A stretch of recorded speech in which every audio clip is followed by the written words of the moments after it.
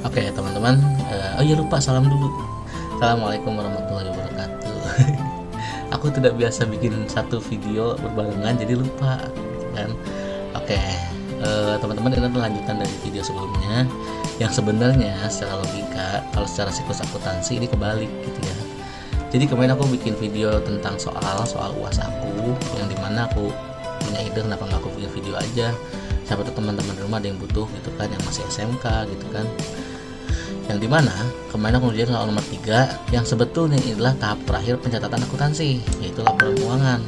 Nah, dan soal keempatnya yang sekarang aku mau kerjakan itu adalah pencatatan dari transaksi awal, dari bukti transaksi sampai dengan buku besar.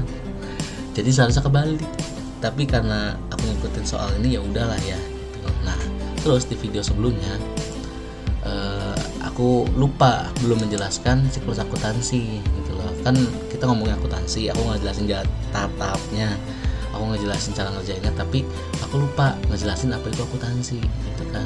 Nah, untuk mempermudah supaya teman-teman paham arti akuntansi, bukan akuntansi sih, maksudnya siklus akuntansi khususnya yang ada di gambar ini, jangan salah paham, akuntansi sangat luas. Aku mau menjelaskan dulu sedikit dengan menaruh aku, atau kita analogikan sebagai ini keuangan aku, bukan perusahaan ya. Jadi aku menggambarkan siklus akuntansi dengan keadaan keuangan aku gitu.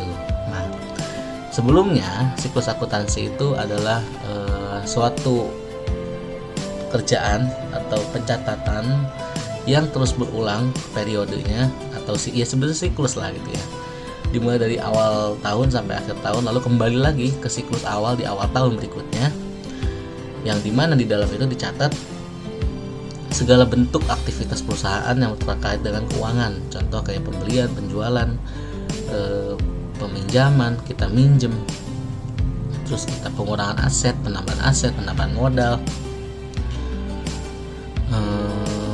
beban gaji, pembayaran sewa, pembayaran listrik, semuanya itu dicatat dalam siklus akuntansi. Supaya apa? Supaya keuangan yang kita punya itu adalah akuntabel, gitu loh. Supaya ya dapat dipercaya, Maksudnya kita ini mungkin sebut dengan transparansi keuangan, menurut aku gitu loh. Jadi kayak semua ada buktinya, semua ada alurnya, semua ada ininya. Kalau satu alur berantakan pun pasti akan berantakan gitu. Dalam mengerjakan itu, mencatat semua transaksi yang ada dan lain-lain, itu diperlukan yang namanya siklus, karena tidak bisa kita langsung mengambil keputusan. Kan siklus ini kan sebagai acuan dalam mengambil keputusan ya. Jadi dengan keuangan kayak gini kita harus mengambil keputusan apa nih untuk perusahaan kan gitu. Nah, nggak bisa kita dengan hanya bukti transaksi yang kita jegrekin gitu ke atasan bisa ngambil keputusan, nggak bisa gitu kan. Maka kita ringkas terus dengan beberapa metode, dengan beberapa tahap-tahap yang akhirnya jadilah sebuah laporan gitu loh. Diawali dengan adanya bukti transaksi atau transaksi, aku analogikan sebagai akunnya. Contoh, ini adalah keuangan aku di tahun 2021, tahun lalu gitu kan. Nah, aku membuat satu buku keuangan, contoh kayak misalkan ini adalah keuangan aku, tabungan aku, ini utang aku, ini orang yang mengutang ke aku, ini aset aku, lain-lain gitu ya. Nah, akhirnya setelah itu aku masuk ke dalam transaksi, yaitu apa? Segala bentuk aktivitas keuangan yang terjadi di tahun 2021 gitu loh. Jadi selama 1 tahun dari bulan Januari pada bulan Desember, apa aja yang terjadi nih di keuangan aku gitu loh. Nah, itu selama 1 tahun diakumulasikan, akumulasikan dan dicatat di buku catatan, buku transaksi dalam bentuk bukti transaksi, mau itu kwitansi, mau itu nota kontan dan lain-lain. Nah, untuk melakukan pencatatan laporan diawali dengan adanya jurnal. Apa itu jurnal? Nah, kalau bahasa aku gitu ya, jurnal itu kayak, sebentar, WA-nya berisik banget ini. Oke, jadi ini adalah bagaimana caranya aku mencatat selama 1 tahun ke belakang usaha-usaha aku, keuangan aku, catatan jurnal. Nah, jurnal itu sebenarnya kayak pencatatan alur masuk dan keluarnya aset aku dengan menyeimbangkan apa yang kita terima. Maksudnya kayak apa yang kita keluarkan itu pasti kan ada yang kita terima gitu kan. Nah, contoh aku di bulan Februari beli komputer satu aset. Nah, keuangan aku kondisinya masih ada di angka sekitar 10 juta. Nah, aku beli komputer seharga 5 juta. Nah, jurnal ini akan mencatat dan memilah transaksi ini berdasarkan apa yang aku terima dan aku yang keluarkan. Nah, di dalam jurnal nanti akan ditulis bahwa kas aku berkurang karena aku harus membayar komputer, tapi aset aku bertambah, yaitu peralatan. Kasnya berkurang 5 juta, peralatan aku bertambah 5 juta. Jadi walaupun aku mengeluarkan uang, tapi aset aku sebenarnya tetap 10 juta. Karena apa? Kasnya itu ditukar menjadi peralatan sebesar 5 juta. 5 jutanya kas, 5 jutanya peralatan. Sebelumnya kas 10 juta pure. Gitu. Paham nggak teman-teman? Semoga paham ya. Jadi jurnal ini mencatat seperti itu. Misalkan dalam perusahaan aku melakukan penjualan, atau enggak gini, teman perusahaan atau rekan perusahaan ada yang membayar hutang sebesar 10 juta misalkan, maka nanti di dalamnya otomatis kas kita bertambah dong. Nah, apa yang berkurang? Yaitu adalah utang atau piutang. Jadi piutang itu adalah kondisi keuangan jika kita memberikan hutang kepada orang gitu. Tahun sebelumnya aku punya piutang nih, orang yang belum ada beberapa orang yang belum bayar hutang gitu kan. Nah, di tahun ini ada yang bayar hutang 10 juta, maka kas aku bertambah, tapi pencatatan piutang aku berkurang karena sudah dibayarkan gitu. Jadi sama-sama 10 juta kanan kiri, tapi hanya berubah posisinya gitu teman-teman. Itu yang aku pahami sebagai balance di dalam akuntansi. Jadi setiap transaksi pasti akan ada plus minus di setiap sisinya gitu loh. Ada juga yang plus dua-duanya. Karena apa? Karena kondisi akun tidak semuanya bertambah di debit dan bertambah di kredit gitu. Misalkan kayak aku melakukan penambahan modal itu bertambah di posisi kredit. Nah, aku naruh 10 juta nih di tabungan aku misalkan sebagai modal, maka kasnya bertambah dong karena kan aku nambahin uang. Apa yang berkurang? Kan gak ada yang berkurang. Nah, sebagai penyeimbangnya itu adalah modalnya bertambah. Tapi kalau modal bertambah di posisinya sebelah kredit, jadi di debit itu uang, di kredit itu modal, sama-sama bertambah. Bingung kan? Semoga teman-teman yang nonton ini lebih paham ya. Itu akan dicatat di dalam jurnal. Semua transaksi dari awal sampai akhir dicatat dalam jurnal, mentah-mentahan, belum diklasifikasikan. Nah, masuk ke tahap selanjutnya adalah posting buku besar. Buku besar itu apa? Nah, jadi buku besar itu adalah rekap keuangan ataupun aset berdasarkan klasifikasi akunnya. Misalkan kayak tadi nih, aku beli peralatan dan beli komputer kan. Terus yang bertambah itu peralatan, yang berkurang kas. Nah, ternyata di bulan-bulan berikutnya aku beli lagi nih peralatan lain kayak webcam, kayak softbox dan lain-lain. Nah, kan peralatan aku bertambah lagi, kas aku berkurang lagi. Nah, di buku besar akan diklasifikasikan ternyata selama 1 tahun rekap nih untuk peralatan sekian, transaksinya apa aja. Terus untuk untuk kas berkurangnya sekian aja, penambahan sekian. Jadi kita klasifikasikan hasil dari jurnal ke dalam akun masing-masing. Kas ya kas, selama 1 tahun rekapnya kas itu begini, peralatan selama 1 tahun begini, dan seterusnya gitu loh. Jadi kita ketahuan selama 1 tahun itu kas kita tuh bergeraknya kemana aja gitu lah. Terus peralatan kita bergeraknya kemana aja, apa aja yang bertambah, dan begitu terus sebelumnya. Misalkan setiap bulan aku naruh modal setiap bulan yaitu 1 juta. Nah, selama 1 tahun kan berarti ada 12 transaksi. Nah, di dalam buku besar akan tercatat tuh untuk akun modal ada penambahan setiap bulannya sekian, karena kan diklasifikasikan semua tuh. Jadi gitu teman-teman. Nah, nanti di dalam situ di dalam akun modal ada 12 transaksi tercatat dengan tanggalnya sekian, bukti transaksinya sekian, asetnya sekian, dan penambahannya sekian gitu.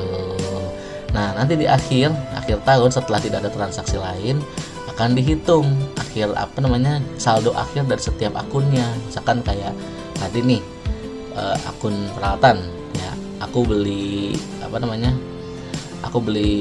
3 jenis peralatan dalam 1 tahun, komputer, softbox, dan webcam. Maka aset aku misalkan bertambah dari 5 juta, terus beli softbox 1 juta, 6 juta, terus beli webcam 1 juta, jadi 7 juta. Nah, 7 juta adalah saldo peralatan aku yang terakhir kan. Nah, itu akan dicatat lagi ke dalam neraca saldo. Jadi neraca saldo adalah ringkasan dari buku besar. Kalau buku besar itu semua transaksi tercatat, kalau neraca saldo hanya akan dicatat satu akun itu satu saldo saja, yaitu saldo terakhirnya. Gitu. Misalkan peralatan dari yang awalnya catatan 3 tuh 5 juta, 1 juta, jadi diringkas hanya saldo terakhir berapa? 7 juta. Itu masukkan ke dalam neraca saldo gitu. Jadi bisa diartikan neraca saldo itu adalah lanjutan dari buku besar tapi hanya ringkasannya saja. Gitu teman-teman, paham kan? Nah, sampai situ harusnya soal nomor 4 selesai. Kita untuk selanjutnya yaitu jurnal penyesuaian, neraca saldo setelah penyesuaian, neraca lajur atau laporan keuangan akan dilanjutkan yang sebenarnya sudah aku jelaskan di soal sebelumnya, yaitu nomor 3 gitu kan. Nah, intinya setelah neraca saldo selesai, maka pencatatan semua aset kita selama 1 tahun, baik itu dimasuk ke dalam harta, utang ataupun modal, itu akan tercatat dengan rapi. Nah, sebelum kita membuat laporan keuangan, apabila ada saldo-saldo yang disesuaikan mengikuti tanggal pencatatan terakhir laporan, misalkan kayak setelah tutup buku ada penyesuaian apa nih, penyusutan aset kah, penyusutan peralatan kah. Nah, nanti penyusutan itu gini ya, yang aku kenal nih ya. Jadi ini masuk ke dalam kategori penyesuaian yang sering ada di neraca saldo, di jurnal penyesuaian, itu adalah penyusutan. Penyusutan itu apa? Contoh, aku punya mobil ya, aku beli dengan harga cash 100 juta misalkan, 10 juta mana ada mobil 10 juta. Nah, dengan wujud fisik yang sama, kalau aku jual itu di 1 tahun berikutnya dengan pemakaian yang sudah aku lakukan, apakah harganya 100 juta? Kan enggak dong. Ada biaya yang harus kita keluarkan dan itu akan dikurangi dari harga pokok barangnya gitu kan. Nah, ini disebut dengan penyusutan. Misalkan awalnya aku beli 100 juta lalu hanya laku 80 juta, berarti biaya penyusutan itu adalah 20 juta setiap tahunnya gitu. Jadi biaya penyusutan itu kayak angka pasti harga barang tersebut berkurang setiap tahunnya gitu. Kayak mobil bisa jadikan setahun tuh kayak berkurangnya 2 juta gitu kan, dari 100 juta jadi 98 juta, jadi 96 juta, terus begitu sampai tahunnya habis. Itulah teman-teman. Jadi itulah biaya penyusutan. Barangnya nggak menyusut, nggak mengecil, tapi angkanya, value-nya berkurang. Entah karena sudah dipakai atau mungkin ada beberapa spare part yang sudah tidak performanya tidak prima lagi. Itu disebut dengan penyusutan. Nah, itu biasanya dicatat dalam neraca saldo yang dimana sudah kita kerjakan di sebelumnya gitu. Oke. Dan begitu terus sampai laporan keuangan laporan keuangan disusun berdasarkan neraca saldo setelah penyesuaian. Lalu jurnal penutup. Biasanya jurnal penutup ini adalah jurnal untuk menutup aset-aset yang aku lupa gimana tuh. Maksudnya aku juga belum pelajarin lagi, aku lupa. Tapi ini tuh untuk menutup aset-aset yang tertentu lah gitu. Lalu neraca saldo setelah penutupan karena ada beberapa aset yang harus ditutup. Lalu jurnal pembalik. Nah, nanti masuk lagi ke transaksi tahun berikutnya gitu. Ini tentang sedikit penjelasan tahapan siklus akuntansi. Lalu kita akan masuk ke dalam soal nomor 4 yang dimana kita akan mengerjakan dimulai dari jurnal umum atau jurnal khusus, lalu dimasukkan ke dalam buku besar gitu. Status neraca saldo sebelumnya ada di sini, dan ini transaksi-transaksi yang berjalan selama 1 bulan, khususnya di bulan April. Lalu aku sudah membuat satu tabel. Maaf ini video agak panjang ya. Aku harap sih semoga bisa menjadi teman-teman itu bisa mengerti apa yang aku maksud ya. Nah, tabel-tabel ini sudah aku buat seperti biasa. Aku buat dengan tanda silang di dalamnya supaya teman-teman bisa dengan mudah mengerjakan ataupun ya maksudnya jadi kita nggak bingung atau gimana, nggak timbul pertanyaan gitu. Nah, ini tahap belajar teman-teman, ingat ya itulah. Nah, cara ngerjainnya gimana bang? Nah, oh ya di sini teman-teman kita lihat dulu isiannya ada banyak, dimulai dari jurnal penjualan, pembelian, pengeluaran kas, penerimaan kas, jurnal umum, neraca saldo, buku besar sampai neraca saldo terakhirnya, ya kan? Nah, di dalam sini yang namanya jurnal adalah tempat kita mengerjakan transaksinya. Kalau sudah sampai neraca saldo, tandanya berarti transaksi sudah selesai nanti ya, dan tinggal masuk ke dalam buku besar gitu loh.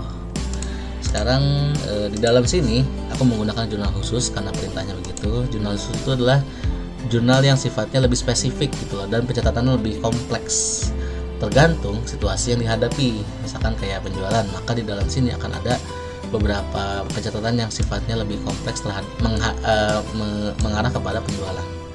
Kayak lebih membantu lah daripada jurnal umum gitu kan. Kadang kalau di jurnal umum kita bingung mau naruh termsnya di mana, mau naruh persyarat penjualan di mana, terus kita menaruh tokonya di mana, nama tokonya gitu kan, kadang-kadang suka bingung.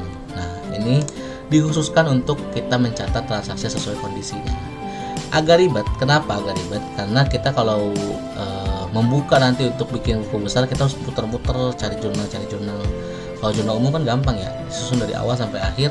Kita tinggal nyusun dari awal buku besarnya sekian, nggak usah pindah-pindah jurnal gitu. Tapi kalau di sini harus pindah-pindah jurnal. Gitu. Nanti tipsnya aku akan kasih ajarin. Oke. Nah, untuk selanjutnya kita akan masuk dulu ke dalam soalnya. Seperti biasa, langkah paling mudah untuk menentukan dari mana kita memulai itu adalah dengan melihat tanggal pelaksanaannya. Tanggal pelaksanaan, tanggal transaksinya. Nah, kita akan mengerjakan punya toko tinta mas. Toko tinta mas adalah sebuah toko alat tulis. Toko ini menggunakan jurnal khusus untuk mencatat transaksi sehari-harinya. Dan selama bulan April, toko ini melakukan transaksi usaha dan beberapa akunnya. Nah, ini transaksi pertama sampai transaksi terakhir. Lalu kita buat di dalam jurnal khusus, lalu kita posting ke dalam buku besar dan neraca saldo terakhir. Oke, kita mulai dari transaksi pertama. Tanggal 3, ingat-ingat tanggal 3, Tuan Raka menyetorkan uang tunai dari penambah modal sebesar 12.500.000. Artinya, ini seperti yang tadi aku ceritakan, ada penambahan aset tapi tidak ada yang dikurangin. Maka ayat yang harus ditulis adalah kas bertambah karena kita sudah disetorkan modal, lalu modal juga bertambah. Tapi kalau modal bertambah di posisi kredit gitu. Sekarang kita transaksikan. Totalnya ingat 12.500.000 ya. Kita cari di jurnal penerimaan kas. Di sini ini udah aku buat. Teman-teman sudah enak nih, tanggalnya udah ada. Tadi 12.500.000. Lalu di akun yang berpengaruh itu taruh di serba-serbi, namanya di sini, jumlahnya di sini. Ini sudah pasti kredit karena kolom atasnya kredit gitu. Jadi jurnal penerimaan kas tuh ya kayak gini. Jurnalnya khusus buat menerima kas, kayak piutang dagang, penjualan dan lain-lain. Nah, yang selanjutnya modal bertambah 12.500.000. Itu transaksi nomor 1. Oh iya, aku disclaimer dulu. Disclaimer apa sih?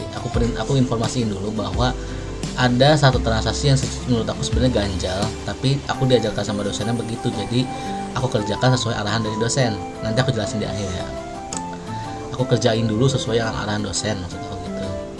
Terkait adanya perbedaan nanti kita bahas di akhir. Yang nomor transaksi nomor 2, dijual secara tunai, berarti kita pure langsung menerima uang karena tunai seharga 35 juta dengan memberikan diskon sebesar 10%. Nah, ini ayat jurnal yang cukup serius. Jadi aku pakai bantuan Paint untuk kasih gambaran. Tadi kan dijual barang secara tunai dengan harga 35 juta. Nah, misalkan kita taruh di sini 35 juta nih ya. Ini gambaran aja lah. Lalu ternyata kita nerimanya nggak 35 juta karena ada diskon 10%. Maka nanti di sini ini adalah penjualannya di posisi kredit 35 juta, tapi di posisi kasnya itu tidak 35 juta. Karena apa? Karena ada potongan. Gak balance dong bang. Iya, tapi ada penyelesaiannya. Jadi di akun sebelah debit kita tambahkan juga potongan penjualan sebesar 10% yang tadi sudah dipotong. Jadi nanti di sini 35 juta, kasnya itu bertambah 30 berapa juta tuh? Berarti 10% ya. 50.000 berarti sekitar 3 juta. Loh, aku takut salah. Aduh, lupa nggak ada lagi tulisannya. Yaudah, 35 juta dengan diskon 10% berarti 3,5 juta.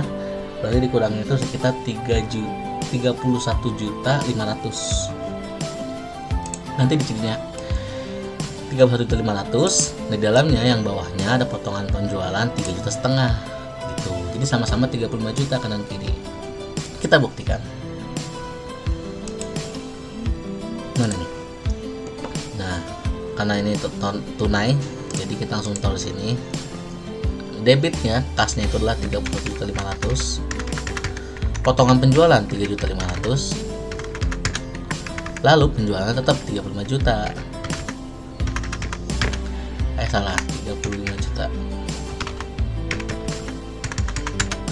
Jadi kanan kiri tetap antara debit dan kredit tetap 35 juta gitu. Itu kan kayak apa ya? Kayak masuk logika kan. Kita jual 35 juta. Tapi penerimanya nggak 35 juta. Masuk kemana sisanya? Yaitu potongan penjualan. Jadi kita tahu selama 1 tahun kita sudah memberikan potongan berapa rupiah, dan kita menerima potongan pembelian berapa rupiah. Itu akuntansi. Itu. Soal selanjutnya, aku cepat-cepat dulu ya karena nggak enak kalau kalian videonya lama. Dikeluarkan nota kredit kepada toko bangun Persada atas barang yang diterima kembali. Nah, ini berarti dikeluarkan nota kredit kepada toko bangun atas barang yang diterima kembali karena rusak. Berarti kita sudah ngejual, tapi barang yang kita kirim ternyata rusak, gitu kan. Dan mereka ngembaliin, toko bangun Persada ini mengembalikan, dan kita mengeluarkan nota kreditnya. Maka dari itu berarti pencatatan itu menggunakan jurnal umum karena tidak ada di jurnal lain. Nah, toko bangun, retur penjualan 18 juta, piutang dagang berkurang 18 juta. Itu jadi penjualannya kita ada retur penjualan itu berarti pengembalian dari penjualan itu ada, piutang dagang juga berkurang, ya kan? Gitu. Nah, selanjutnya dibeli dari toko. Nah, dibeli dari toko Sumber Rezeki peralatan kantor seharga, masih peralatan kantor ya, tapi ini dengan kredit, berarti kita masuknya ke dalam jurnal pembelian. Karena apa? Kalau di jurnal pembelian itu khusus untuk transaksi yang kredit. Itu sebesar 25 juta dengan termin 2/10. Nah, ini untuk membacanya ya teman-teman, kalau ada yang masih bingung. Kalau kita melunasi sebelum 10 hari setelah transaksi terjadi, misalkan aku transaksi tanggal 1, berarti kalau kita melakukan pembayaran sebelum tanggal 10, kita dapat diskon 2% gitu. Untuk yang ini adalah jatuh temponya, jadi kita nggak boleh lebih dari 30 hari itu teman-teman. Kita catat dulu tanggal berapa tadi, tanggal 6 di jurnal pembelian. Ini udah ada toko Sumber Rezeki dengan syarat pembelian sekian, kita beli peralatan seharga apa tadi lupa, 25 juta. Utang dagangnya bertambah karena kita berhutang, asal basarbinya bertambah peralatan. Jadi peralatan kita bertambah nih, tapi kita juga punya hutang karena ini. Gitu. Sama kan, imbang kan? Gitu teman-teman. Sekarang kita lanjut. Oh iya, aku biasanya kalau udah gini coret biasanya nih. Nah, aku coret apa namanya nih? Strike through. Nah, itulah pokoknya. Nomor 7, membeli barang dagangan kepada toko Sonindo seharga 4 juta secara tunai dan memperoleh diskon. Membeli barang seharga secara tunai dan memperoleh diskon. Nah, sama kayak tadi, cuma kita balik. Ini masuk dalam jurnal pengeluaran kas. Nah, ini kan kita melakukan pembelian sebesar 4 juta dan memperoleh diskon 10%, berarti diskonnya sekitar 400.000. Pembelian 4 juta, tapi kas kita tidak berkurang 4 juta karena ada dapat diskon, yaitu 3.600.000. Potongan pembeliannya 400.000, sama-sama 4 juta kan, balance kan. Simpelnya gitu ya teman-teman. Kalau ada yang tanyain silahkan tanyain. Ini kok ininya. Nah, tuh. Soal selanjutnya, dibayar sewa gedung untuk masa 1 tahun sebesar. Nah, kalau ini soalnya sama seperti yang soal nomor 3, tapi kalau ini kita membayar gitu lah. Ayatnya itu membayar transaksi selama 1 tahun, berarti pure ini kita bayar 1 tahun untuk menambah sewa dibayar di muka. Tuh. Ini berarti ada di jurnal pengeluaran kas.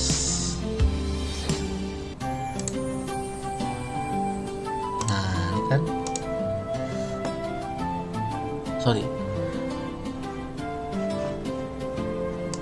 Oke, tadi ada kendala sedikit, ada panggilan ada panggilan alam. Jadi lanjut teman-teman, kita lanjut lagi. Aku ini no cut no edit ya, jadi mohon maaf kalau ada kata-kata yang rada gitu ya. Nah, ini menjadi satu kebingungan aku. Jadi kalau dilihat dari soalnya itu dibayar sewa gedung untuk masa 1 tahun sebesar 25 juta. Nah, yang aku tahu harusnya kalau dengan kayak gini akun yang dipengaruhi itu adalah sewa gedung dibayar di muka dan kas, karena kita sudah mengeluarkan kas untuk menambah sewa gedung yang sudah dibayar di muka, karena kan untuk masa 1 tahun gitu kan. Ini kita masih ambigu nih antara 1 tahun ke depan atau 1 tahun ke belakang. Kalau 1 tahun ke belakang, maka akun yang berpengaruh itu adalah beban, karena kalau beban itu kan yang sudah diterima atau sudah digunakan tapi harus tercatat gitu lah, kayak pencatatan sewa ini kan salah satu yang dicatat gitu kan. Nah, tapi kemarin dari bapak dosenku itu mencatatnya pengeluaran kas itu adalah beban sewa gitu kan, dicontohkan dan diajarkannya itu beban sewa. Jadi saat ini aku akan menggunakan beban sewa aja dan menganalogikakan seolah-olah ini adalah sewa 1 tahun ke belakang gitu ya. Kita catat lagi, maka yang berpengaruh adalah beban sewa dan kas 25 juta. Beban sewanya adalah 25 juta sudah berkurang, dan kas berkurang juga 25 juta. Beban sewa bertambah maksud aku. Itu. Selanjutnya, sebenarnya kalaupun ini menjadi sewa di muka pun nggak masalah, nanti hanya menambah aja di neraca saldo. Tapi karena kemarin diajarkan dan contohkan seperti itu, ya sudah. Ya. Mohon maaf nih bapak dosenku yang terhormat, aku tidak maksud gimana, cuman ini aku mengkritisi saja. Tanggal 9 dibayar uang sebesar 1,5 juta untuk pembelian perlengkapan kantor. Dibayar uang sebesar 1 juta berarti ini cash untuk pembelian perlengkapan kantor. Berarti ya gampang, itu tinggal pengeluaran kas di akun pengeluaran kas. Ini tinggal tambah perlengkapan 1.500.000, kasa juga 1.500.000. Salah. Nah, oke. Selanjutnya untuk nomor 10, pemilik mengambil uang untuk kepentingan pribadi atau dalam bahasa akuntansinya privé. Aku nggak tahu bacanya gimana, prive. Aku tahunya privé dari SMA sebesar 9 juta. Maka sama-sama pengeluaran kas juga, namun di sininya privé. Tanggal 10, privé sebesar 9 juta. 9 juta. Oh ya, aku lupa. Ini aku belum jadikan save format. Jadi nanti buat kalian aku bagikan nanti nggak ada. Ini berarti transaksi. Nanti ya format aku kasih ke kalian ya di link down below. Oke, selanjutnya ada transaksi selanjutnya setelah prepaid adalah diterima faktur dari CV Masindo. Diterima faktur dari CV Masindo untuk barang yang dipesan, berarti kita beli sebesar 20 juta dengan syarat 2 ini. Berarti kita masuk ke dalam jurnal pembelian. Tanggal 11 ya kan, dengan termin 2/10 N/30 sebesar 27 juta, maka pembelian bertambah, utang dagang bertambah 27 juta kan.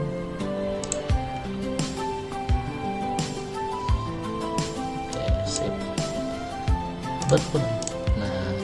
Selanjutnya, nah ini menjadi keresahan aku yang nomor 2 di soal ini, nanti aku bahas. Dibeli barang dagangan dari Maju Jaya seharga 95 juta dengan syarat ini sekian. Barang dagang. Nah, di dalam saldo ini ada yang disebut dengan persediaan barang dagang. Nah, oke. Kita masuk aja dulu ke jurnal pembelian. Nah, kemarin diajarkan sama bapaknya itu untuk pencatatan itu adalah langsung pembelian dan utang dagang sama-sama 95 juta. Tapi seingat aku dulu, kalau kita beli barang dagang itu ada akun lagi yang terpengaruh, yaitu adalah persediaan barang dagang dan harga pokok produk. Nah, maksudnya apa? Jadi kita nggak beli persediaan barang dagang, secara analogi berarti utang kita persediaan kita bertambah, yaitu barangnya. Lalu ada pembelian kita juga bertambah, yang apa namanya, mau harga pokok produk kita bertambah tapi di posisi kredit, dan yang terakhir ada utang dagang juga bertambah posisi kredit. Jadi sama-sama semuanya bertambah dengan catatan harganya sama 95 juta gitu. Nah, harga pokok produk ini seingat aku digunakan untuk transaksi perusahaan dagang yang memiliki harga atau price yang berbeda di setiap barangnya. Jadi misalkan aku beli barang dagang 10 unit harganya 1000, jadinya 10.000 dong. Nah, itu disebut dengan harga pokok produk. Ketika aku menjual harganya 12.000, maka penjualan aku itu 12.000 bukan 10.000, padahal aku belinya itu 10.000, kan nggak balance dong. Nah, dibalancekannya oleh harga pokok produk ini. Jadi transaksinya itu ada penjualan 12.000, kas 12.000. Ini aku analogikan di sini ya. Contoh, misalkan kalau misalkan aku beli barang harganya, pertama beli nih, ya kan, maka pembelian, terus HPP, terus kas, terus lupa nih, misalkan aku beli harganya 10.000, ya kan. Nah, terus kas kita berkurang 10.000. Persediaan,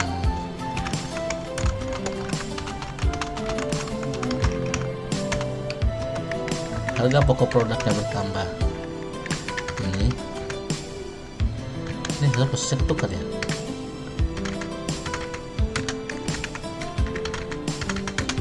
Ya intinya gini lah ya. Ini aku analogi gaya dulu aja ya, yang aku paham ya. Nah, ini kalau kita beli untuk pembelian cash, tapi untuk barang dagang. Beda lagi kalau hutang berarti di sininya adalah hutang dagang. Itu kan. Nah, ini yang aku kenal dulu. Misalkan nanti kita ngadain penjualan dengan harga yang berbeda, maka kasnya bertambah, penjualan juga. Nah, utang dagang, persediaan, terus penjualan. Nah, kita beli harganya, misalkan kita jual harga 12.000, maka kas kita bertambah 12.000 dong. Tapi persediaan kita itu berkurangnya nggak bisa 12.000 karena kita nggak punya segitu, dan kita beli cuma 10.000. Itu kan jadi nggak balance. Kalau kita kasih 10.000 kan nggak balance, ya kan. Nah, maka diseimbangkannya di mana? Diseimbangkannya di sini. Penjualannya 12.000, HPP-nya itu 10.000 gitu. Jadi ini untuk penggunaan akun persediaan. Nah, harus ada HPP-nya supaya balance. Kalau misalkan HPP-nya nggak ada, itu maka tidak akan balance. Nah, mungkin yang diajak, ngerti nggak sih teman-teman? Semoga ngerti ya. Jadi harga pokok produk itu untuk menginformasikan bahwa barang yang kita beli harga 10.000 itu sudah terjual dengan harga 12.000. Untuk mengimbangkan semuanya, maka penjualannya tetap 12.000, HPP-nya ini tetap 10.000, harga pokoknya yang kita beli dulu gitu. Nanti ada lagi FIFO gitu kan, first in first out, last in first out, dan lain-lain. Itu untuk perusahaan dagang. Tapi sepertinya di pengantar akuntansi ini tidak diajarkan lebih dulu. Jadi ya aku tidak akan bahas, dan ikutin aja permintaan dari yang diajarkan sama bapaknya. Nanti akan aku berikan informasi ini ke bapak dosen, mungkin bisa jadi pertimbangan untuk kedepannya gitu. Atau mungkin memang belum sampai sana pembelajaran, jadi masih begini gitu ya. Ini gitu teman-teman, semoga paham ya. Jadi harusnya menurut aku persediaan barang dagang ini ada dan digunakan dan berjalan di setiap transaksi barang dagang. Tapi karena diajarkannya belum seperti itu, masih menggunakan penjualan atau pembelian dan kas atau utang dagang, ya sudah gitu kan. Atau yang salah nggak tahu juga deh. Dengan syarat pembelian, oke, kita catat ya, Maju Jaya 95 juta, ininya utang dagang 95 juta, karena kita belinya belinya itu bingung juga apa tadi itu pokoknya ya. Lanjut soal-soalnya, belinya kredit, maksudnya Allah lama banget delaynya. Soal berikutnya adalah melunasi pembelian barang dagangan tanggal 6. Tanggal 6 nih. Dibeli ini, berarti tanggal transaksi ada di jurnal pembelian. Pembelian melunasi. Oke, kita lihat. Tanggal 6 kita beli transaksi tanggal berapa tadi? Tanggal 13. Oke, di sini ada terminnya, di bawah 10 hari berarti kena diskon 2%. Berarti kita harus cari diskon 2% itu berapa, karena dibayarnya sebelum 10 hari, lalu kita masukkan ke dalam jurnal pengeluaran kas. Itu adalah nih sumber rezeki. Berarti kita harus keluarkan utang dagangnya yang pasti berkurang 25 juta karena tidak masuk ke dalam hitungan potongan. Nah, untuk kas yang diterima yang dikeluarkan tidak sampai 25 juta karena dikurangin 2%. 2% dari 25 juta itu adalah sekitar 500.000. Berarti kas yang kita keluarkan hanya sekitar 24.500.000. Di potongan pembeliannya di sini 500.000. Gitu. Jadi ini adalah transaksi dengan 3 akun untuk melengkapi hal yang kurang.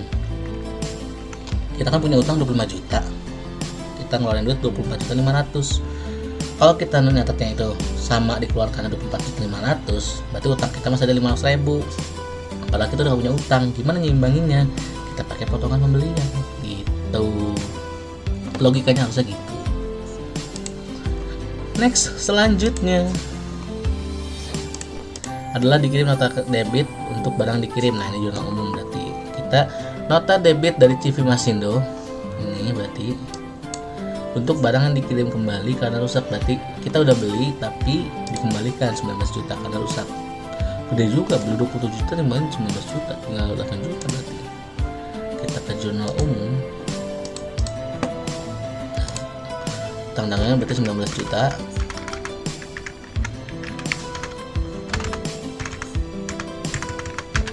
Gitu teman-teman. Selanjutnya dijual barang dagang kepada toko ABC seharga 29 juta dengan syarat melewati jurnal pembelian ya. 29 juta toko ABC tanggal 15. 29 juta toko ABC. Gimana? Kok nggak ada? Aku salah baca jurnal penjualan berarti. Nah, kalau jurnal penjualan ini bentuknya khusus ya. Jadi piutang dagang langsung satu akun gini, nggak kanan kiri, tapi di sini sudah dijelaskan bahwa angka yang di sini akan mempengaruhi piutang dagang sekian dan penjualan sekian di posisi debit dan kreditnya. Gitu. Jadi kalian pintar-pintar harus paham banget ini. Oke, dijual barang dagang 29 juta dengan syarat penjual sudah ada, tanggalnya sudah ada, tokonya sudah ada, 29 juta. Walaupun di sini tertulis cuma 1, tapi di sini sudah mewakilkan posisi debit dan kredit ya. Jadi jangan bingung kenapa cuma 1. Selesai. Masih panjang kok, udah 30 menit tuh. Gila. Dijual barang dagang kepada toko Jaya Makmur. Dijual barang dagang berarti penjualan dengan syarat yang berarti sama. Penjualan Jaya Makmur sebesar berapa tadi? Lupa ngebaca. 22 juta. Ya karena aku udah tulis jadi gampang. Kalau misalkan kalian belum tulis harusnya ini rumit ya. Kita harus tulis tanggalnya dulu, 16 April segala macem, tokonya, terminnya berapa. Harusnya begitu, cuma ini mempermudah dan mempercepat waktu. Gitu ya. Dan untuk latihan juga, nanti kalau kedepannya kalian bisa cari soal lain dan membuat sendiri. Gitu.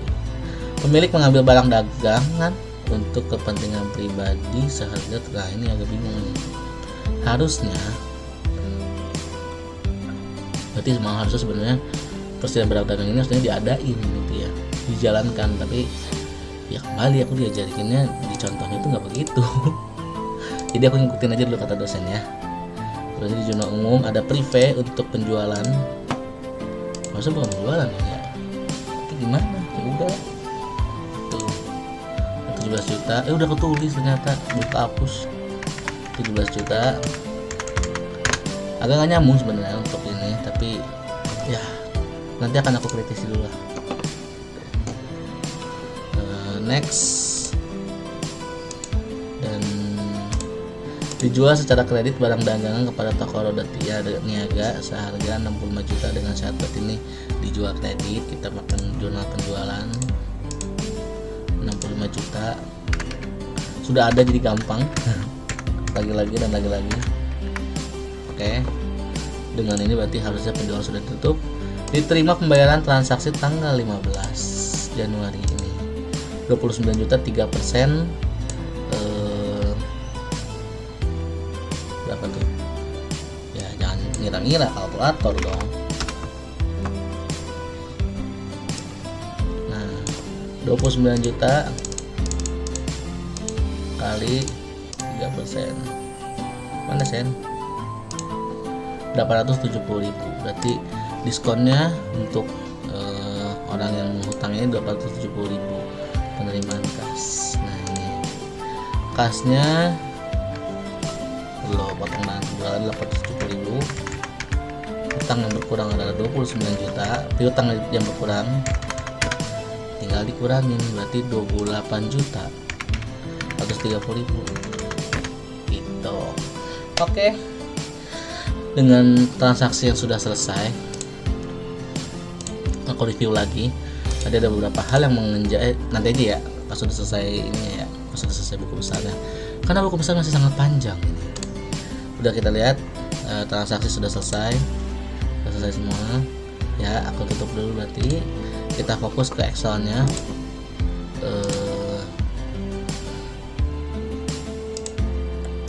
Mana? Oh, ini paling terakhir.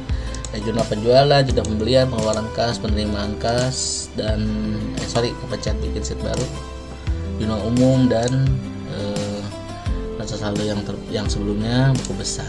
Sekarang kita harus bikin posting buku besar. Nah, ini yang tadi aku jelasin di awal. Jadi setelah kita bikin jurnal mentahan semua transaksi di sini, semua transaksi secara random. Ini sudah ada jurnal khusus ya, tapi kalau jurnal umum sangat-sangat random. Nah, sekarang kita masukkan ke dalam buku besar untuk mengklasifikasikan setiap akunnya gitu. Oke, aku lupa, berarti gini teman-teman, di dalam soal ini kan ada neraca saldo sebelumnya. Aku harus lihat tapi di layar sebelahnya, jadi kalian nggak bisa melihat untuk patokan aku ngisinya dulu gitu ya. Nah, jadi yang di dalam sini neraca saldo sebelumnya harus dimasukkan ke dalam buku besar sini sebagai saldo awal untuk beberapa akun gitu. Jadi aku akan isi dulu di sini dulu utamanya. Kas ada 20, ini baru debitnya dong, kelihatan enggak? Suara aman. Debit 20 juta. Ini 17.800, 900.000. 12 juta. Ada 4.350.000. Ada 6.400.000. Ada 1.250.000. Ada 3.300.000. Wow, kelebihan. Ada 750, ada 54.180.000. Nah, ini adalah saldo balance-nya. Sekarang di buku besar aku akan masukkan dulu saldo awalnya. Saldo awal dari kas adalah 20 juta. Maka ini adalah ini gitu kan. Nah, sekarang asuransi dibayar di muka. Maka saldo debitnya adalah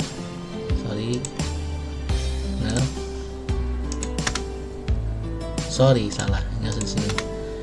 Terus oh ya, nanti untuk saldo ini aku jelasin ya, tapi aku ngisi dulu. Piutang dagang ada di 900.000, maka saldonya adalah 900.000. Persediaan barang dagang adalah 12 juta, maka saldonya debit 12 juta. Perlengkapan ada di posisi ini. Oke, good. Ini kalau aku ngejelasin tapi nggak pakai patokan ini juga sebenarnya bingung tau, maksudnya kan harus mikir ya. Dan kadang kalau akuntansi kalau mikir tuh maksudnya tetap harus mikir lagi gitu, nggak bisa instan jadi langsung jadi, nggak bisa coy. Utang dagang nggak bisa tambah hahihi maksudnya. Kayak utang bank, beruntungnya tidak semua mengalami penyesuaian ya, tidak semuanya mengalami transaksi menurut aku. Enggak dong, modal nggak segitu dong, modal 40 juta. Penjualan di sini tidak ada akun baru Ya ini aku bikin ya, berarti harusnya sampai sini doang, tapi karena ada beberapa akun-akun yang mempengaruhi dan baru ada, jadi nanti bikin baru lagi di sini. Ada banyak tuh. Oke, setelah itu kita akan masuk ke transaksi. Transaksinya itu kembali kita lihat dari soal. Data soalnya harus dibuat. Ini aku close dulu.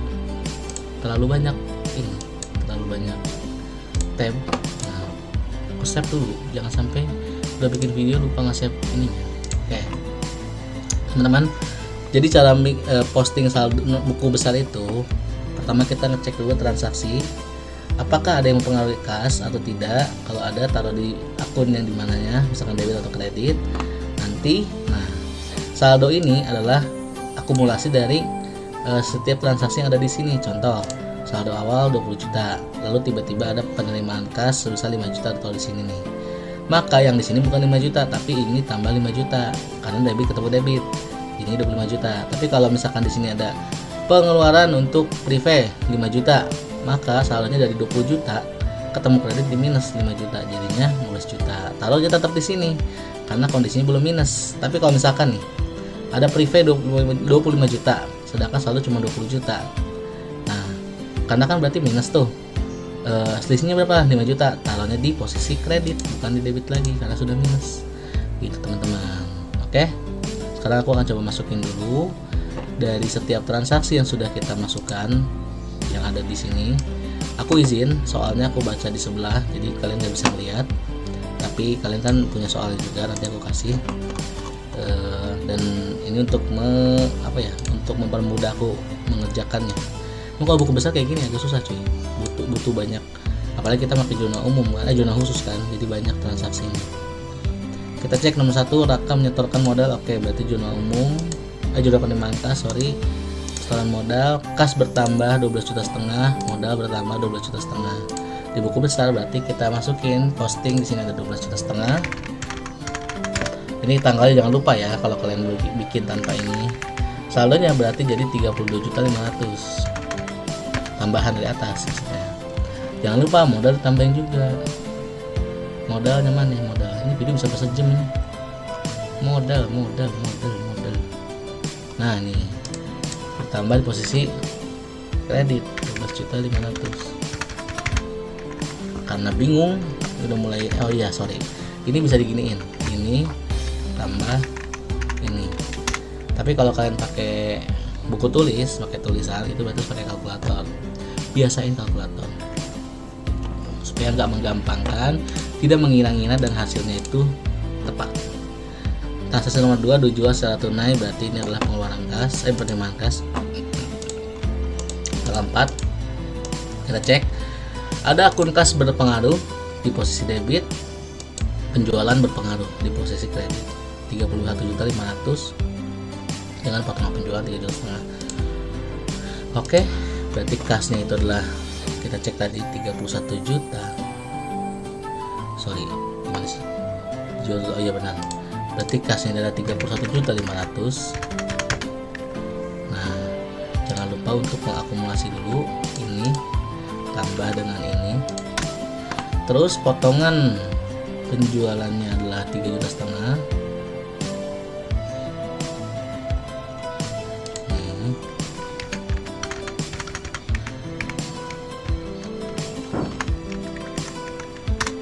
Dan yang terakhir adalah penjualan 35 juta.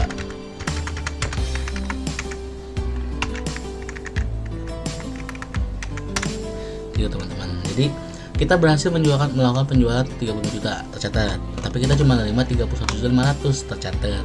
Kenapa? Karena kita mengadakan potongan penjualan 3 juta.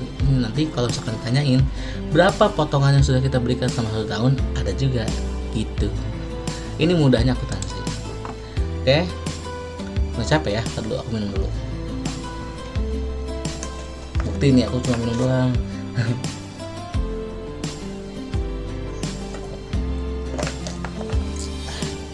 Lanjut, dikeluarkan nota kredit kepada toko bangun atas karena rusak. Oke, return zona umum. Ini udah hafalan ya. masuk ke sini. Oke, tanggal 5 retur penjualan bertambah, piutang dagang berkurang 18 juta. Toko bangun. Tanggal tanggal 5. Berarti di posting buku besar retur penjualan lah udah ada, dia gak kehapus yang ini. Ntar dulu aku hapus dulu biar fail.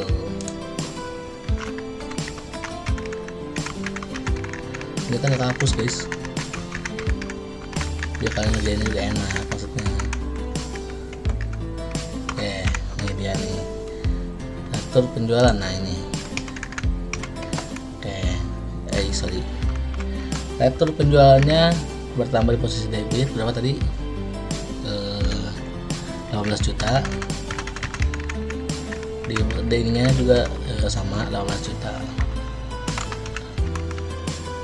tapi piutang kita berkurang. Piutang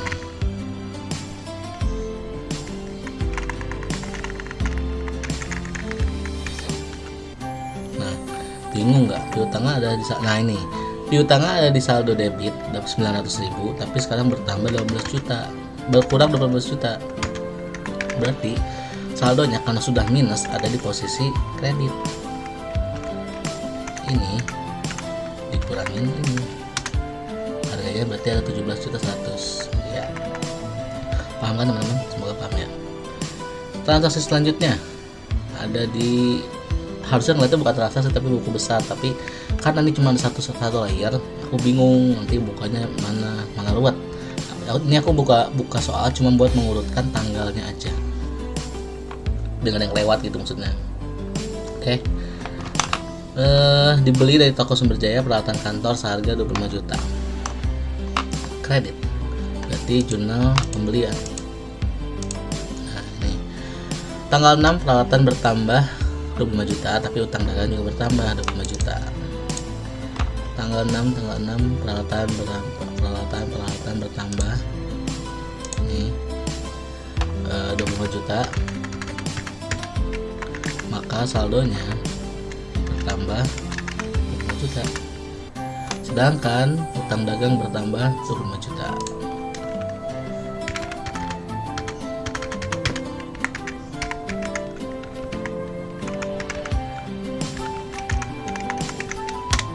Jadi 28.300.000 tanggal 6 April. Next, tanggal 7 membeli barang dagangan kepada toko Sony Indo seharga 4 juta. Membeli barang dagangan kepada Sony Indo. Oke. Diskon 10%. Jurnal pengeluaran kas. Nah, ini Sony Indo 4 juta. Yang berpengaruh adalah pembelian 4 juta, kas 3.600.000, potongan 400.000. Pembelian 4 juta, kas 36. Oke. Pembelian dulu, mana pembelian? Oke, ini 4 juta.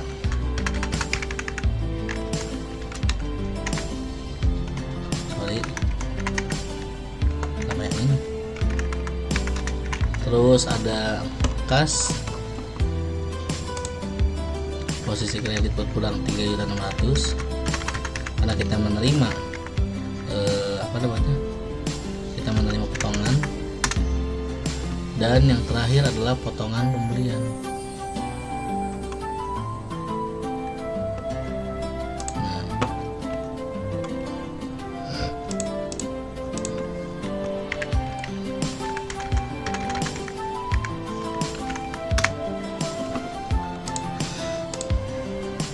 Sekarang dibayar sewa gedung untuk salah 1 tahun.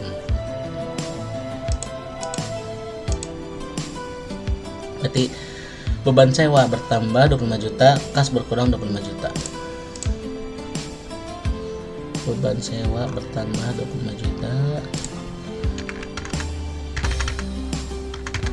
Sekali lagi teman-teman, ini aku mudah karena aku udah bikin formatnya dan kalian tinggal ngisi silang-silang ya. Tapi kalau kalian bikin dari awal itu kalian harus perhatikan tanggalnya, bulannya, keterangannya apa, referensi itu sumbernya dari mana, JKK kah, jurnal pengeluaran kas kah, jurnal pembelian kah, jurnal penjualan kah, jurnal umum kah, taruh di sini. Jadi kalian nggak bingung gitu.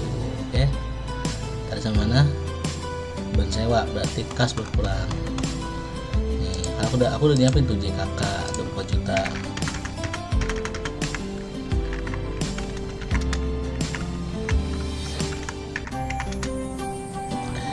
Gitu teman-teman ya. dibayarkan uang sebesar 1,5 juta untuk pembelian perlengkapan kantor. Yang ini perlengkapan bertambah, kas berkurang 1,5 juta tanggal 8 ya. Tanggal 9. Kas berkurang 1.500 tanggal 9 ya. Berarti posisinya kembali berkurang terus di kas ini. Terus perlengkapan bertambah sebesar 1.500.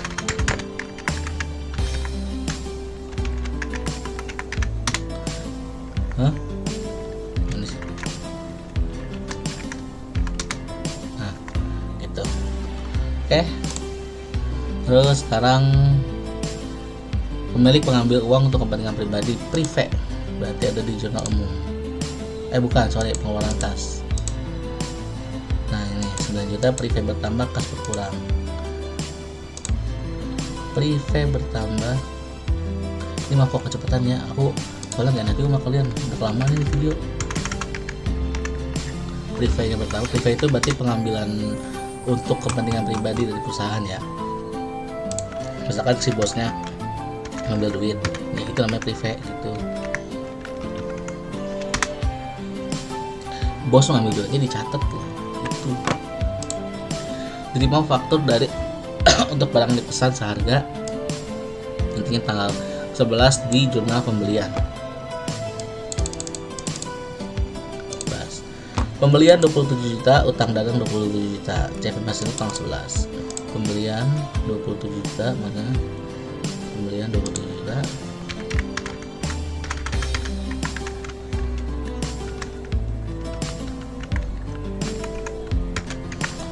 Terus utang dagang bertambah 27 juta. Ya kan?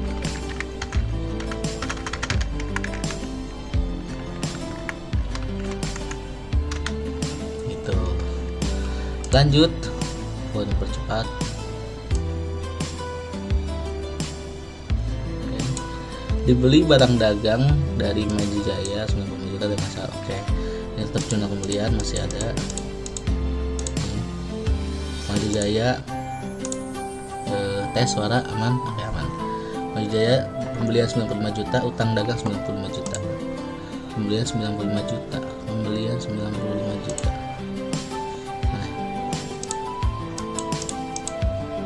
Nah. Pencet. Pembelian 95 juta. Aku udah mulai capek loh. Udah mulai kepegel gitu, udah mulai gede. Gimana orang-orang yang bikin stream charity sampai 2 hari luar biasa mereka. 95 juta. Terus utang utang dagang kan tanggal 12 kan ya, 95 juta.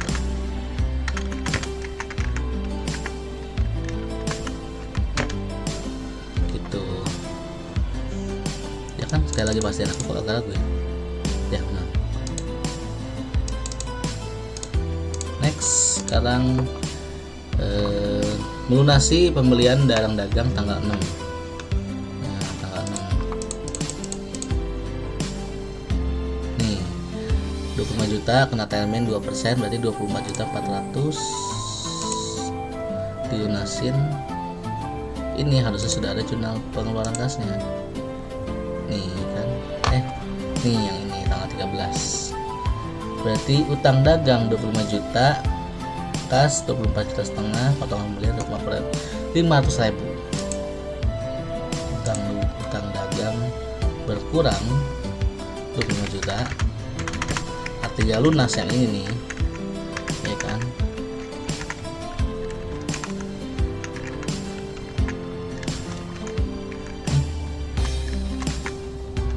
Ini apa sih? Sudah mulai ngantuk guys. Nah, terus potongan pembelian itu 500.000. Mana potongan pembelian?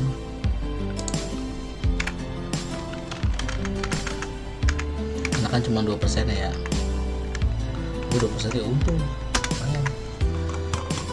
Kas berkurang lagi 25 24.500.000 sampai saldonya tinggal 400.000. Oke, sekarang ada JU lagi dikirim atau debit, berarti langsung buka zona umum. Utang ini debitnya adalah utang dagang, teratur pembelian 19 juta. Utang dagang. Nah, ini berarti berapa kali? 19 juta ya? Ya, 19 juta. Berarti ini adalah ini kurang ini adalah ini kurangin ini. Terus sekarang retur pembelian.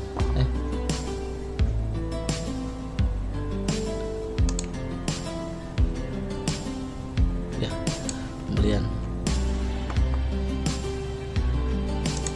14 itu berarti 19 juta.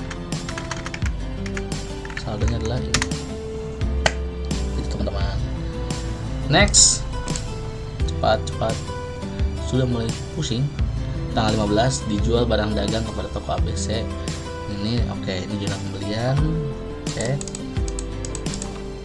Cek dulu jumlah pembelian.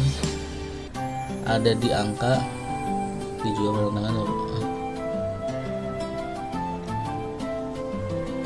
penjualan guys, sorry. Toko ABC 29 juta tanggal 15 utang penjualan.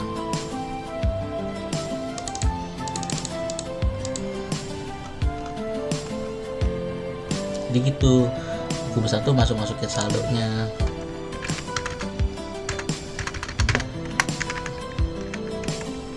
Nah, karena kredit sudah karena saldonya melewati kreditnya, berarti ini kan minus, tapi sudah minus dari saldo sebelumnya, maka jadinya debit lagi gitu. Tadi penjual udah ya.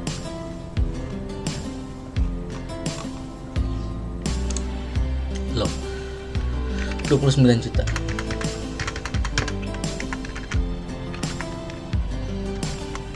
Bahaya tuh kalau lupa gitu. Next, dijual barang dagang kepada toko Jaya Makmur tanggal 16 Jaya Makmur 22 juta piutang penjualan. Ya Robi, hobi banget kan piutang penjualan. Nah, ini sama berarti sekitar 22 juta. Ini ditambah. Sekarang masuk ke piutang tadi ya, piutang penjualannya udah piutang. Astagfirullahaladzim, ya jangan ngantuk dulu ya bang. Ini berarti 22 juta. Ini ditambah 33.900. Terus pemilik mengambil dagangan. Nah, ini yang tadi yang aku bingung di zona umum ya, tapi kita ikutin aja dulu. Prive dengan penjualan 17 juta. Prive dan penjualan. Prive bertambah, penjualan bertambah. Harusnya bukan penjualan, tapi barang dagang. Ya sudah lah ya. Ini berapa tadi? 17 juta. Ini adalah ini tambah dengan ini. Tambah juga prive-nya adalah 17 juta.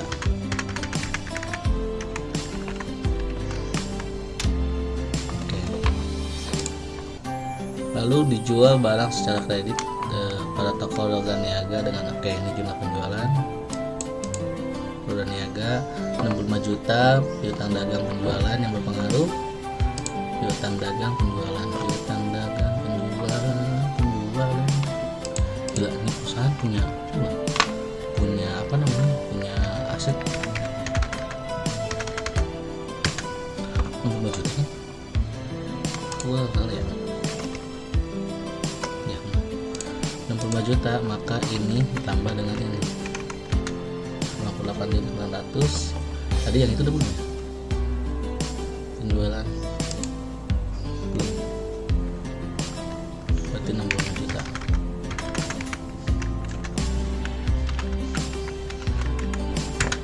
Terus 68 juta. terakhir diterima pembayaran tanggal 15 itu adalah sekarang kita langsung aja cek di jurnal penerimaan kas. Nah ini berarti kasnya bertambah, yang ini transaksinya ya tanggal 19, kasnya bertambah 28.130, ke potongan penjualan 870 dan piutang dagang 29 juta. Kita ini dulu penjualan kita tutup dulu, piutang dagang tutup dulu. Mana sih piutang dagang? Piutang dagang berarti sudah berkurang 29 juta, yang tanggal 15 sudah lunas, tapi karena termin jadi mana kas bertambah bukan 28.130 karena kita ada potongan akhirnya di kas bertambah juga. Sekarang potongan penjualan kita 870 sudah semua harusnya sih. Jadi kalau sebenarnya realitanya kalian itu harus ngecek jurnalnya nih satu-satu, dijabarkan, masukin transaksi satu persatu. Tapi karena aku bukannya sheet per sheet ini bakal lama kalau aku jelasin, aku pakai soal aja di sebelah kiri patokan transaksi yang harus masukin yang ini, transaksi gitu, ngerti kan? Tetap patokannya kepada jurnal-jurnal ini gitu. Oke, sekarang sudah ada buku besarnya. Nah, aku sih udah boldin, harusnya kalian biasakan saldo paling akhir dari setiap transaksi ini di bold biar kalian tahu itu saldo terakhir gitu lah. Yang sudah bukan saldo terakhir berarti di biasain lagi aja, jangan di bold. Nah, masuk dari sini kita akan masuk ke dalam neraca saldo tahun yang baru, yaitu adalah kumpulan saldo-saldo terakhir dari akun-akun yang ada di sini. Kayak kas nih, kan transaksinya banyak tapi saldo terakhirnya cuma segini, maksudnya saldo terakhirnya ada di sini. Nah ya udah kita masukin gitu. Sekarang kita udah aku iniin, kalau aku silang lagi, lupa belum disilang, biar kalian juga bisa belajar.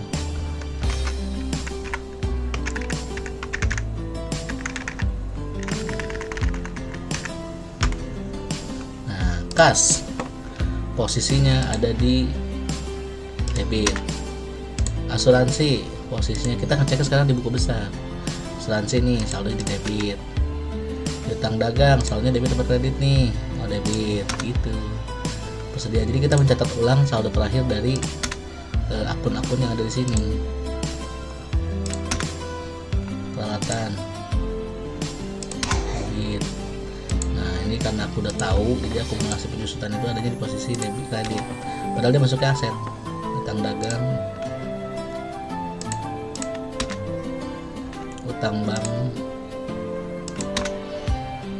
modal terakhir ada di angka 5 juta, penjualan ada deh, ya penjualan ada di sini, pembelian ada di sini, potongan penjualan mana potongan penjualan, ayo potongan penjualan naik ke panggung, beban sewa, privé, potongan pembelian,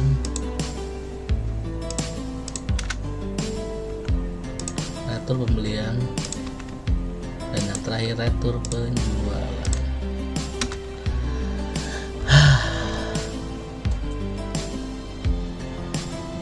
Selesai juga akhirnya.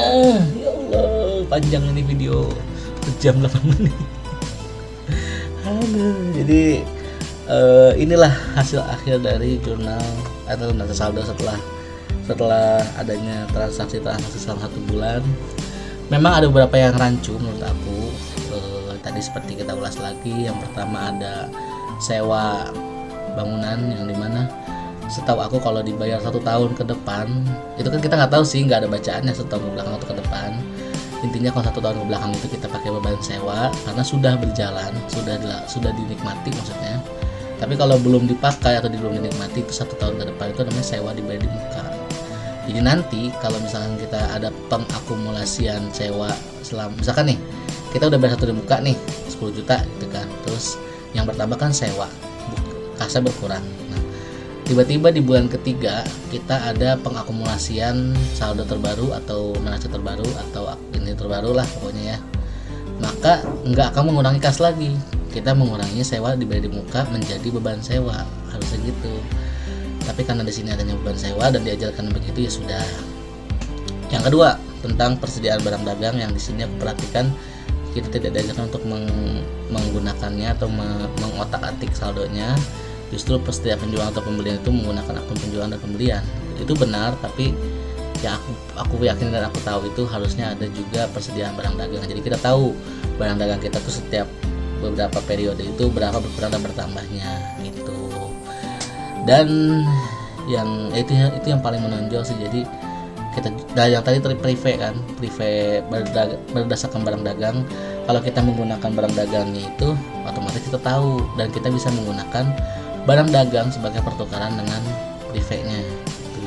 Karena ada transaksi di mana prive itu diambil dari barang dagang, bukan dari kas. Jadi itu teman-teman, ya semua pasti akan balance kalau ngikutin transaksinya per item. Kayak tadi mau kita pakai sewa dibayar di muka atau beban sewa pun tetap akan balance akhirnya, karena keduanya hampir sama, hanya beda kayak gitu loh, apa ya, kayak misalkan aku beli internet ya, aku beli internet untuk 1 bulan ke depan sama bayar internet yang sebelumnya. Kas aku sama-sama berkurang, nyatanya sama-sama berkurang, tapi dengan aku sudah beli ke depan atau ke belakang itu akan memberikan aku keputusan yang berbeda, ngerti nggak? Jadi kayak apakah aku harus membeli internet baru lagi atau tidak, itu akan terlihat ketika akunnya berbeda. Nah di sini yang aku rasakan ya akunnya aja yang berbeda, maksudnya kayak, dan ini pasti akan mempengaruhi pengambilan keputusan perusahaan gitu. Contoh kayak tadi pengadaan barang dagang, kalau persediaan barang dagang dimainkan dan ditransaksikan, maka pengambilan keputusan akan lebih mudah dan bisa mengambil keputusan dari situ juga gitu. Tapi kalau enggak ya sama-sama balance kan, sama-sama balance ujungnya. Tapi ya ini adalah penggunaan fungsi akuntansi lah itu, tergantung penggunanya, tergantung ininya, tapi yang paling benar tadi kayak gitu. Dan mungkin nanti kedepannya kalau lebih rumit kan ada kayak penggunaan persediaan barang dagang FIFO, terus ada metode average gitu kan, ada metode lain, dan itu kan mempengaruhi itu kalau barang dagang kita berbeda-beda harganya padahal dengan jenis yang sama. Misalkan kayak beli laptop A harganya 10 juta untuk dijual kembali 13 juta, tapi tiba-tiba di minggu kedua kita beli lagi dengan harga yang berbeda padahal kualitasnya sama, maksudnya dengan barang yang sama, harganya 11 juta tapi kita tetap jualnya 13 juta gitu. Nah nanti pas penjualan, mana nih yang dicatat, yang 11 juta apa yang mana harga pokok produknya, itu tergantung metodenya, apakah last in first out atau first in first out. Kalau first in first out berarti barang yang pertama kali masuk, yang kita beli pertama kali itu harus dikeluarkan dulu, berarti saldo yang harga yang dikeluarkan yang pertama kali adalah saldo yang kita beli lebih awal gitu. Rumit kan, nanti itu jangka panjang lah, makanya mungkin di sini dosen aku mengajarkan seperti ini karena ini untuk mengenalkan dulu aja gitu. Oke, itulah perjumpaan panjang kita pagi pada hari ini. Semoga menjadi pelajaran bagi kita semua, bisa memberikan teman-teman pelajaran juga. Aku minta maaf video kepanjangan, tapi aku harap dengan video ini teman-teman paham apa yang ini sih, sepengetahuan aku pasti ada salahnya, jadi mohon dikoreksi. Terlebih untuk teman-teman yang mungkin udah mengerti akuntansi ya mohon dikoreksi. Ini hanya aku hanya mencoba nge-share aja pengalaman aku waktu ngerjain soal UAS. Semoga bisa memberikan wawasan baru. Itu aja. Terima kasih. Assalamualaikum warahmatullahi wabarakatuh. Waalaikumsalam lagi. Wassalamualaikum warahmatullahi wabarakatuh.